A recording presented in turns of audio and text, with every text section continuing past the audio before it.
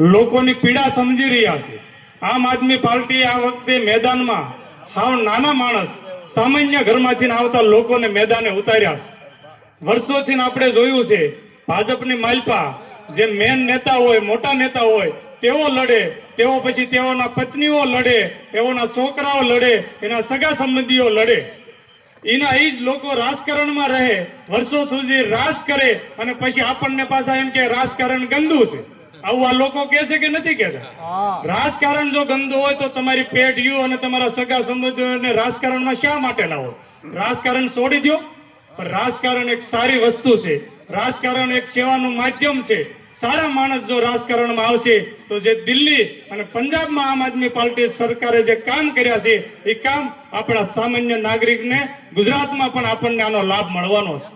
આમ આદમી પાર્ટી પંજાબમાં છે તો ત્યાં આગળ તમે કોઈ પણ ડોક્યુમેન્ટ કઢાવવા જાઓ તો ત્યાં આગળ સરકારે એક ટોલ ફ્રી નંબર આપ્યો છે, એ તમે ડાયલ કરો।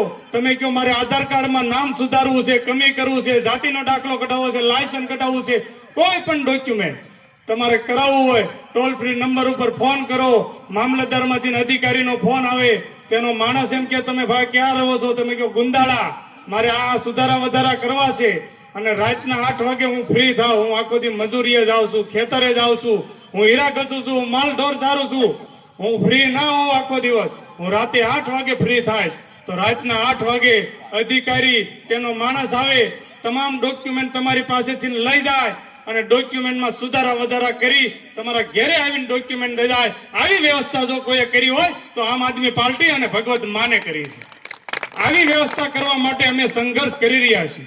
અમે એક સામાન્ય ઘરમાંથી આવીએ છીએ પણ અમારું લક્ષ્ય છે કે સામાન્ય માણસ જે પીડાઈ રહ્યો છે, આજે 30 વર્ષથી ભાજપની સરકાર છે છતાં પણ આપણે રોડ રસ્તા, ગટર, વીજળી આવી સામાન્ય જે જરૂરિયાત છે કાયમની માટેનું જે આપણે જરૂર પડે છે એવું વસ્તુ પણ આજે આપણને પૂરતી અને સારી નથી મળી રહી। તો આ તમામ વસ્તુનું નિવારણ લાવવા માટે આ વખતે આપ સૌને હું વિનંતી કરવા માટે અહીંયા ગુંદાળા સીટ ઉપર અમે આવ્યા છીએ કે આ વખતે એક મોકો આમ આદમી પાર્ટીને આપો।